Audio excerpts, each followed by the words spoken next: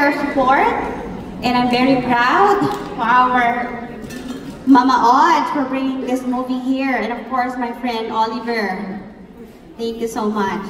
Before we start our photo op, we have a Q&A. We're only going to ask for 3 questions, or allowed to ask 3 questions because we actually started late. But first of all, I would like to call Ogie and Mama Loy here in the front to receive our certificate from our former Mayor Jocelyn Manalo.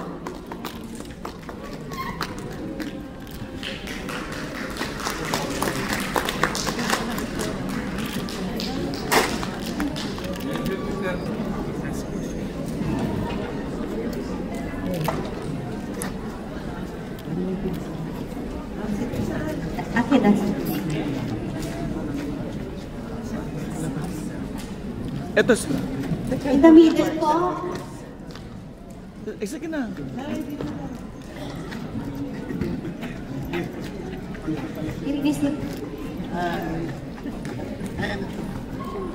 Wow, that was just a phenomenal film. Thank you so much for creating something where really, if you think about it, it's not really talked about, right?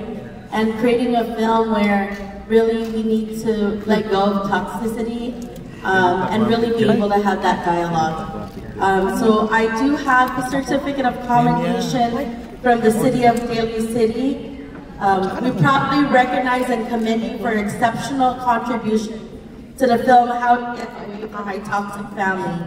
Through your dedication, creativity, and commitment to excellence, you've played a vital role in bringing this powerful story to life, captivating audiences, and showcasing the richness of Filipino talent. Your work has not only contributed to the success of the production, but has also inspired the community and celebrated the importance of storytelling in connecting people and cultures. Signed, Councilmember Manalo.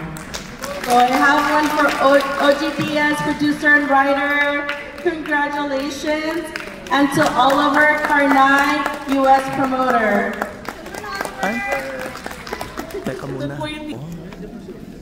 Thank you so much. And thank you so much for bringing this story to life. And we know that we see the future ahead around having healthy families. Yolisa, thank you so much for the invitation. My daughter watched it. I know she was like, oh, that was very sad, but she also knows that I told her, you don't stay in toxicity, right? And as in our families, and speak up and talk about it. So congratulations! Hello po. Sir, on behalf of our Consul General, Neil Frank Arterer, and the Philippine Consulate General of San Francisco, Vice Consul Clarissa Corteros, and I would like to present the Certificate of Appreciation in some wonderful film po. The Philippine Consulate General in San Francisco presents the Certificate of Appreciation to Ogie Diaz, producer of the Filipino family drama film, How to Get Away from My Toxic Family, given this 24th day of August 2025 at the Ball Theater, City of San Leandro, Alameda County, California. Signed, Neil Frank Arterer, Consul General. Congratulations, sir.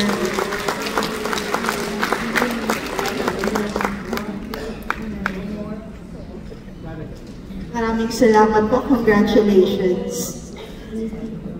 Thank you. It's such a good film. Thank you. Maraming salamat po sa mga recognition na ito. Hindi ko ito ina-expect. Diyos. May mga ganito pala. Pero Diyos ko, sana po ay nagustuhan niyo lahat yung pelikula. Hindi ko po sinabing mag-enjoy kayo, kundi magustuhan niyo lang po yung pelikula.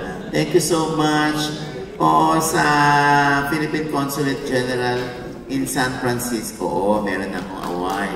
Tsaka mula sa Daly City, maraming salamat sa council member na si Miss Jocelyn. Thank you so much. Oh my God. Nakakatuwa. Thank you. Salamat po. Salamat. Naku, sana citizenship na ito. keep... Mama Audrey here already, we can start. Yes, We have three opo. questions. But first of all, I want you to have your chair, syempre. Yung ilaw naman natin, parang susunduin na ako. Pwede ba muna ngayon? Makasampuman lang ako ma-produce sa pelikula. Thank you. Alright. Thank you po. Anyone want to ask a question? Si Tita Tony. Tita Tony! Wala palang tanong si Tito Tony. Ayan. Ako ba yung tinatawag niyo? Oh my God. Anyone want to ask a question about the movie? Oh, there, we have question here. Jade. Hi, Jade. Anyways, congratulations. Magandang film, magandang storyline. But way back, ABS-CBN days, National Artist frequently told us na ang mga films daw paulit-ulit namin mga same faces, same factors.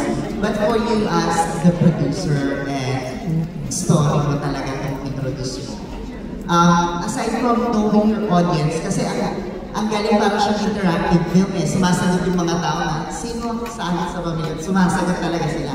But aside from... Narinig ko kanina, mga hindi rin kayo maano, no? Hindi na kayo matahimik sa upuan eh. Talaga meron kayong mga side comment. Narinig ko na doon ako sa likod. But aside from knowing your audience, what are the factors para mapiling yung ganitong klaseng story amidst of marami ng films sa Netflix and other platforms? Ito kasi ano eh, Pinoy na Pinoy, di ba? Talagang hindi mawawala yan sa miyembro ng pamilya. Meron kang ang kapitbahay na masama ugali eh. Lalayo ka pa, meron din sa pamilya. Hindi lahat talaga pare-pareho. Di ba? Kaya nabuo itong pelikula ko na sa kanya, umihi ka. Sabi ko na nga, umihi na lang sa pambabae. Hindi, joke. Mahirap ng palda. Sabi ka, hirap ng pala pero pag sa CR, nakatayo.